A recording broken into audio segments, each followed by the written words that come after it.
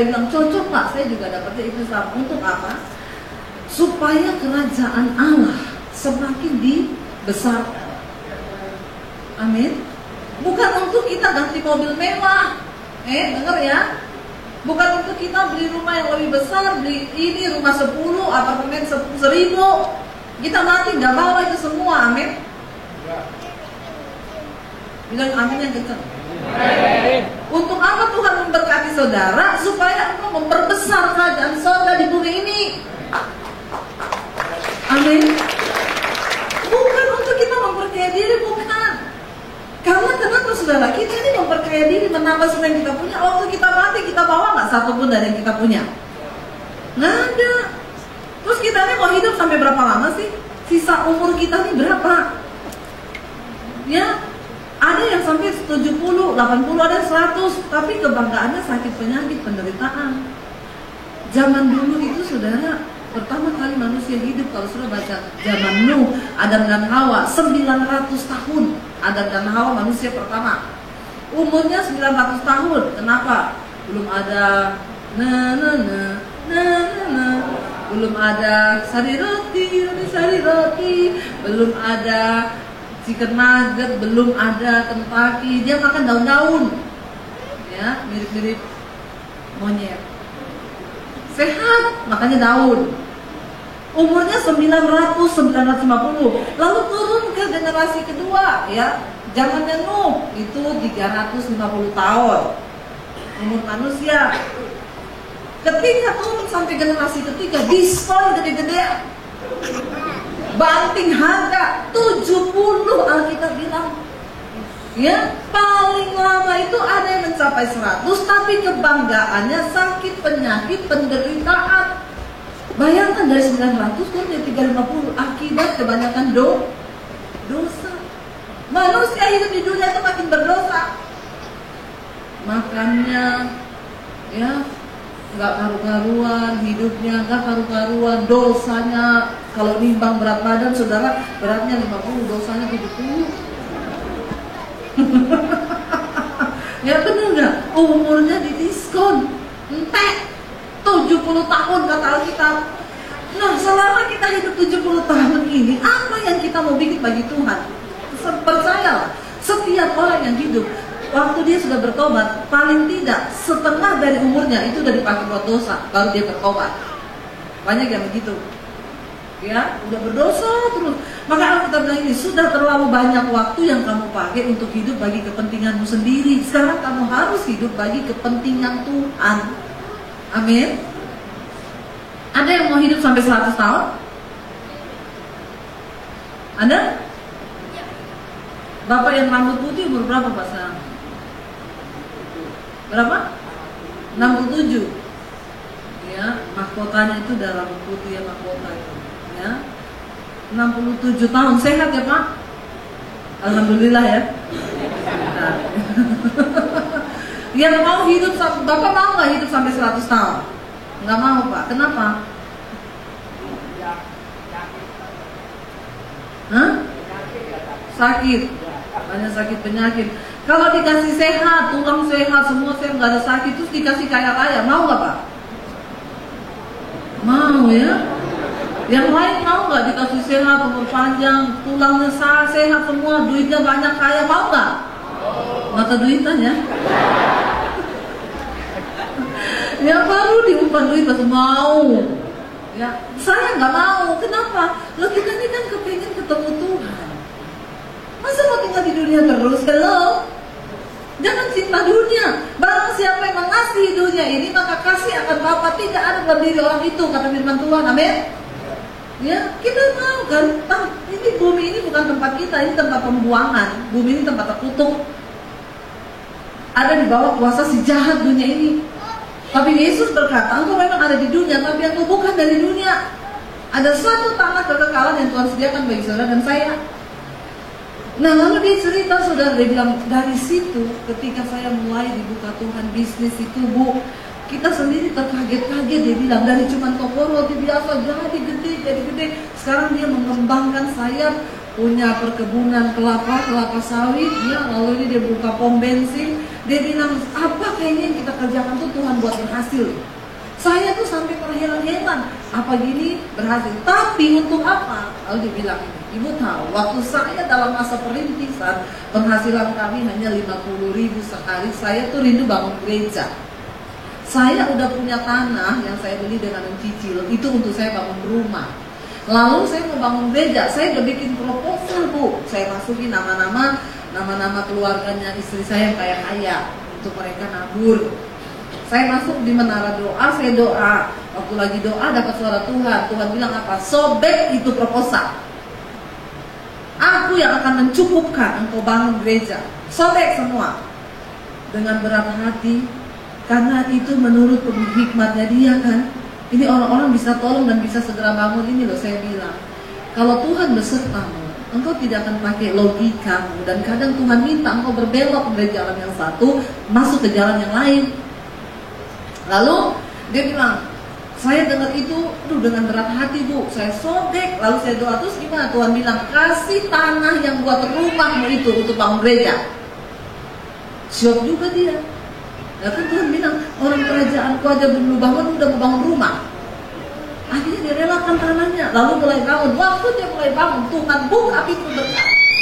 Dibangun gerejanya selesai, lalu sudah tahu, dia bilang, ibu sekarang saya udah mulai buka di desa-desa. Di daerah Napu, itu desa terpencil, dia buka gereja. Dia beli tanah 300 juta, dia bangun. Ya, bukan cuma tanah, dia cari ada hamba Tuhan yang memang terpanggil untuk pengembalaan, dia taruh di sana. Lalu dia beli tanah di samping gereja 5 hektar. Hamba Tuhannya disuruh nanam wortel, kentang, semua bibit dari dia. Nanti hasilnya kamu setor, saya yang beli. Jadi pendeta saya tidak kekurangan Bu, dia diberkati. Jangan jadi pendeta sekarang kan duduk-duduk tunggu uang jatuh dari langit. Ya, berdoa uang jatuh. Tuhan bisa bikin uang jatuh dari langit nggak? Bisa. Siapa yang bilang bisa? Ya, bisa ya uang jatuh dari langit. Terlalu hebat imanmu ya. Uang nggak bisa jatuh dari langit. Kenapa? Ya, karena uang itu harus dicetak melalui percetakan uang Republik Indonesia. Kalau jatuhnya dari langit, nomor serinya berapa? Itu uang palsu. Ya. Lalu saudara, dia bilang, pendeta saya Bu, sekali teman saya yang pengembalaan di Napu, sekali setor hasil panennya 30 juta, 35 juta. Itu saya bayar mereka punya. Lalu sekarang dia buka lagi gereja di Badak, sama cara kerjanya. Pendeta saya Bu yang di desa-desa jadi berkat buat jemaatnya dapat ladang pekerjaan, disuruh bajak, mereka hidup dari situ. Itu loh, saya bilang sama suami saya, ih luar biasa ya. Lalu saya sama suami saya tuh jewer-jeweran. Jadi kan kita tuh kan, saya itu dulu pertama kali di Jakarta, saya punya usaha dengan suami, tapi kita tuh nggak pernah urus karena kita pikir dosa lah kita hamba Tuhan terus cari duit di dunia bisnis. Tapi ternyata saya baru berpikir juga ya saudara, karena salah juga kalau kita berharap uang dari pelayanan. Akhirnya kita jadi beda-bedain. Ini yang undang amplopnya di tinggal datang, yang ini gede bolehlah datang ya. Ntar kalau dapat yang lebih gede ini di cancel aja. Ini yang ini lo bener, lo pendeta juga manusia, punya rasa, punya hati. Saudara bisa mata duitan nggak? Pendeta bisa nggak mata duitan? Semangat sekali ngomongnya. Bukannya anu cuma saja bisa, pendeta bisa. Biasa aja kali. Bisa. Nah, waktu kita pulang dari Palu itu, lalu saya mulai terbuka, saya sama suami kita minta impartasinya. Nah, waktu saya balik ke Jakarta, saya mau berdoa nih minta tanda, Tuhan saya mau teruskan nggak ini usaha. Kontrakan kita yang buat usaha itu di Bintaro habis. Untuk kontrak lagi biayanya juga mahal. Saya bilang sama suami saya, kita minta tanda dari Tuhan. Sertakan Tuhan. Dulu kita mulai dengan kekuatan. Bisalah pinjam bank, pinjam aja utang bank, buka, sewa, yos yang mana bisa kita cicil tiap bulan. Kali ini kita bilang enggak. Kalau Tuhan yang berkehendak, Tuhan sanggup. Kalau enggak, ya udah nggak usah maksa. Kami mulai berdoa, Tuhan, saya nggak punya uang kontrak. Tapi kalau Tuhan mau kami terusin usaha ini, saya percaya Tuhan siapkan uang kontrakannya. Kalau sampai hari-harinya juga tidak ada kontrakannya, berarti ya udah saya jual nih semua mesin-mesin semua yang saya punya, udahlah jual. Karena selama ini kami tinggal terus, pegawai saya ngomong nggak laku Bu, padahal laku. Ya memang nggak bisa. Ini akhirnya saya berdoa saudara, Tuhan sudah mau mendekati hari H, duitnya nggak ada. Ya saya nggak mau pinjam, saya juga nggak mau minta. Yaudah berdoa. Saya diajak ketemuan sama seorang teman, ketemuan dia ngomong gini, Bu Devi, ikut asuransi dong. Saya mau tawarin Bu Devi asuransi nih. Saya bilang maaf ya Bu, saya ini udah banyak asuransi. Dari dulu di Solo cuma mau nolong temen. Ya dia bujuk-bujuk ikut lah Bu, ya saya ikut. Jadi asuransi saya udah beberapa. Nanti juga kalau saya mati bukan saya yang rasa uangnya, orang lain ya. Terus dia bilang ini, loh Ibu udah ikut asuransi lama, ya lumayan. Saya bilang dari di Solo dulu. Bu ada nilai investasinya nggak? Ya saya nggak tahu, orang dulu cuma tanda tangan gitu. Coba Ibu tanya deh, kalau ada nilai investasinya lumayan loh, itu bisa diambil. Saya nggak tahu. Iseng waktu pulang, saya WA teman saya, agent saya yang di Solo. Mbak dulu saya kan ikut asuransi, masih aman kan, lancar Bu kan di auto debit ya dari rekening. Mbak itu ada nilai investasinya nggak? Ada. Totalnya ada jumlahnya berapa? Dia bukain, dia bilang jumlahnya sekian Bu, tapi yang bisa diambil sekian, persis sama ongkos sewa kios. Wow ya, uang nggak saudara? Ya wow loh. Jadi saya tuh bilang sama suami saya, ya berarti ini Tuhan berkenan nih. Loh saya tuh nggak tahu loh. Dan ketemu orang itu pun, bukankah Alkitab bilang Tuhan tuh turut bekerja dalam segala sesuatu untuk mendatangkan kebaikan bagi orang-orang yang mengasihi Dia, garis bawahi mengasihi Dia dan terpanggil sesuai dengan rencana Tuhan.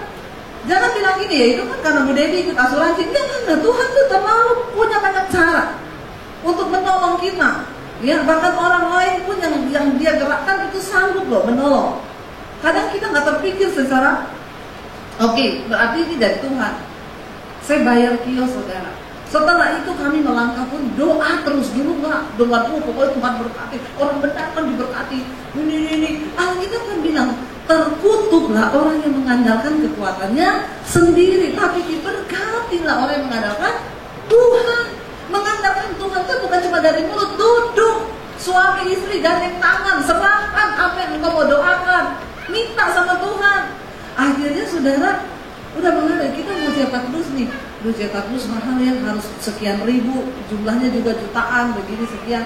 Saya berdoa, satu kali kita lagi ikut persekutuan di satu tempat, dikasih makanan, ada dus-dusnya. Saya tanya, Bu, ini saya sama suami saya, pas banget loh sama ukuran makanan kita. Ya, coba tanya, Bu ini yang bawa dus ini siapa? Oh ibu itu, minta nomor teleponnya boleh nggak? Boleh dikasih. Saya tanya, Bu itu dusnya belinya di mana? Kenapa Bu? Nggak, saya mau beli, murah kok itu. Di mana? Ibu butuh berapa? Enggak, belinya di mana? Enggak, butuh berapa? Enggak, belinya di mana Bu? Saya tanya alamat. Enggak, Ibu butuh berapa? Ya saya butuh banyak ribuan. Ya, iya berapa? Alamatnya mana? Saya kirim. Nah terus Bu, ongkosnya berapa? Udah pokoknya alamat aja dulu, orang belum ada barangnya udah minta bayaran. Tunggu dikirim dulu barangnya, saya pikir beneran dikirim ke rumah. Berapa Bu? Nggak ada bayarannya Bu, 0. Saya sampai kaget. Dia ternyata yang punya packaging, dia tuh sering ternyata punya dia. Terus dia tanya, loh Bu itu Ibu mau bikin apa? Ya saya mau bikin ini, saya lagi mau cetak stiker Bu untuk atasnya dus. Stikernya ukuran berapa Bu? Ukuran sekian-sekian. Bu Devi, Tuhan tuh ajaib ya. Kenapa? Saya ini nggak cetak stiker Bu, nggak bikin label. Saya cuma percetakan saya bikin hologram. Tapi kemarin saya dapat orderan stiker itu label. Dan Ibu tahu dia cetak roll-rollan Bu. Dan kertas lebihannya, turangannya itu persis sama ukuran stikernya Ibu.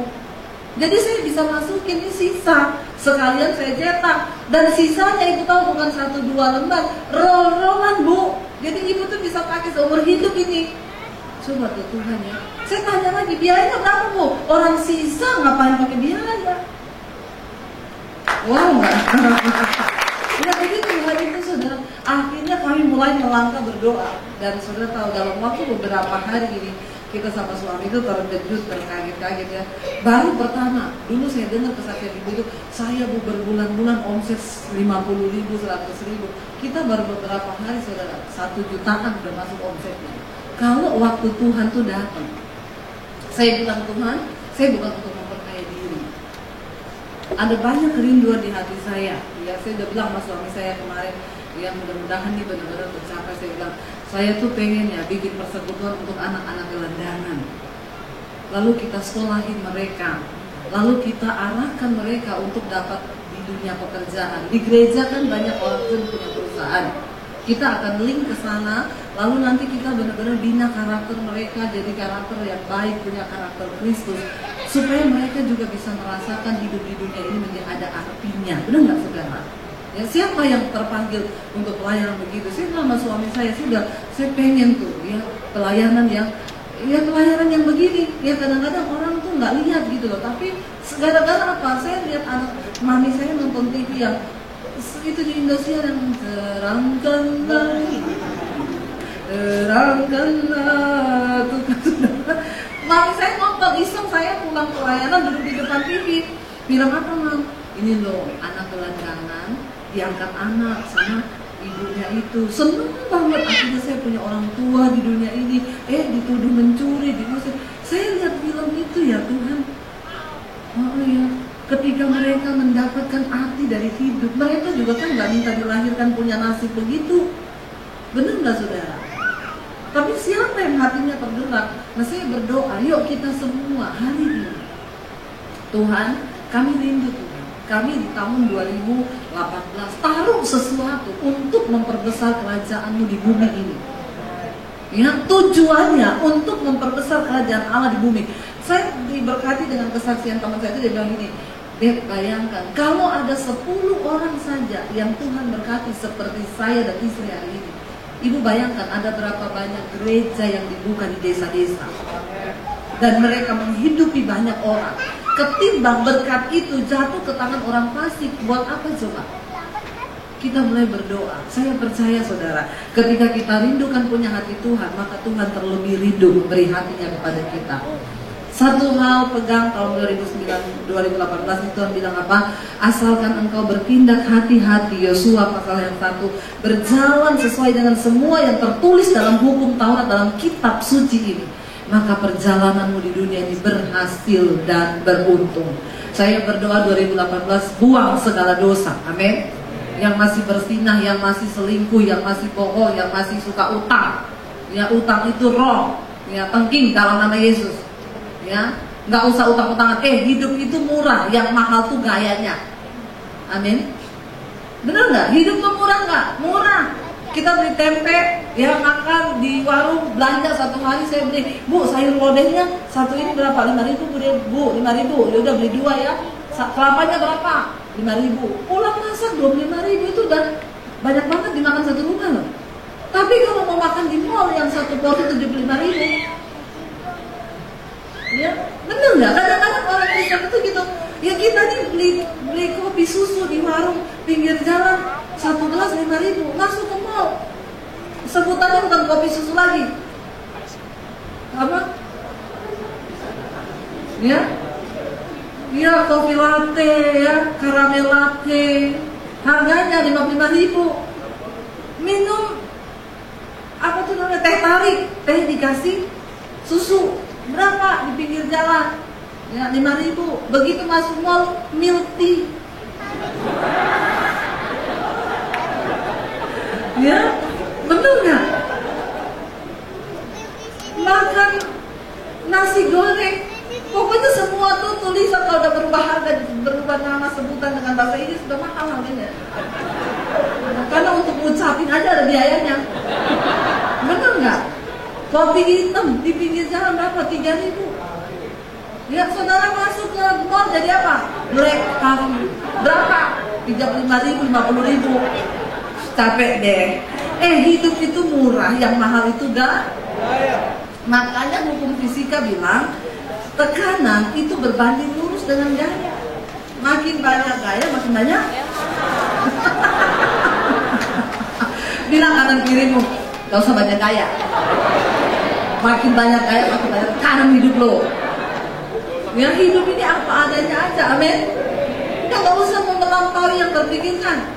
Nggak bisa nyicil motor, masa mau beli motor, gajinya berapa? 1.500.000, cicilannya motor 1,2. Ini yang punya hidup. Dan itu motor disiram pakai air jadi kuah, minum tuh kuahnya. Kadang-kadang orang itu lebih besar pasar karena mau gaya, bener nggak?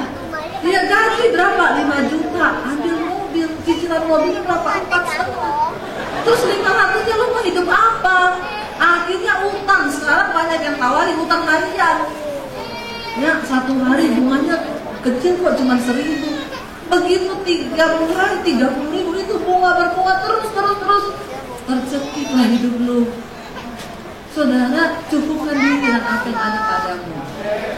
Ya, di rumah nggak ada lauk, coba ibu ada uang 10.000, kreatif gitu ya. Pergi beli sayur, beli tempe, dimasak sendiri, dimakan satu rumah dengan ucapan syukur, doa, happy. Amin. Jangan cuma bisa tuntut suami, amin ibu. B. ini yang amin kenceng banget. Emang udah punya suami? Udah punya ya? Oh, udah mau punya suju. Oh, mana suaminya? Kasihan, pasti makan hati banget ya.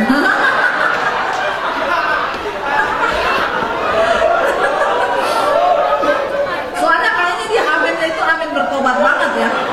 Aminnya itu penuh pertobatan saudara ya. Amin gitu ya. Bener-bener luar biasa ya.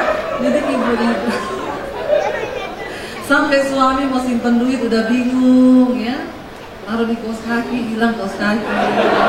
Taruh di bawah bantal, hilang juga. Spray-spraynya hilang ya. Akhirnya ketemu itu uang yang dibawa kasur, uang apa? Uang sial. Kenapa bisa uang sial? Udah gua umpetin, lu temuin juga sial banget gitu. Jadi saudara, yuk kita mau berdoa, Tuhan kami butuh jalan-jalan-Mu ya.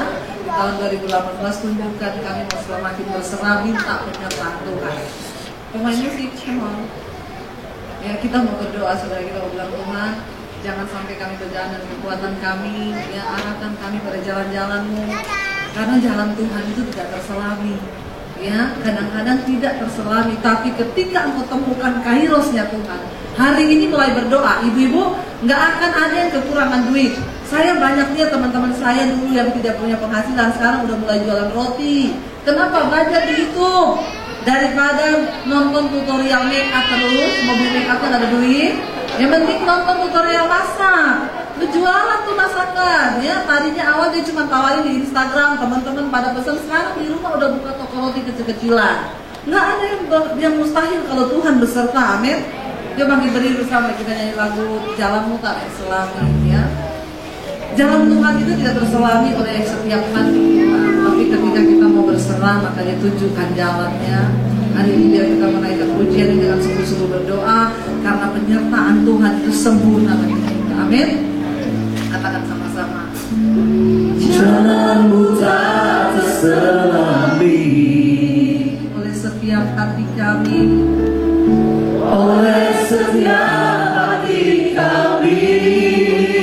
Namun satu hal yang kami percaya, Namun satu hal ku percaya,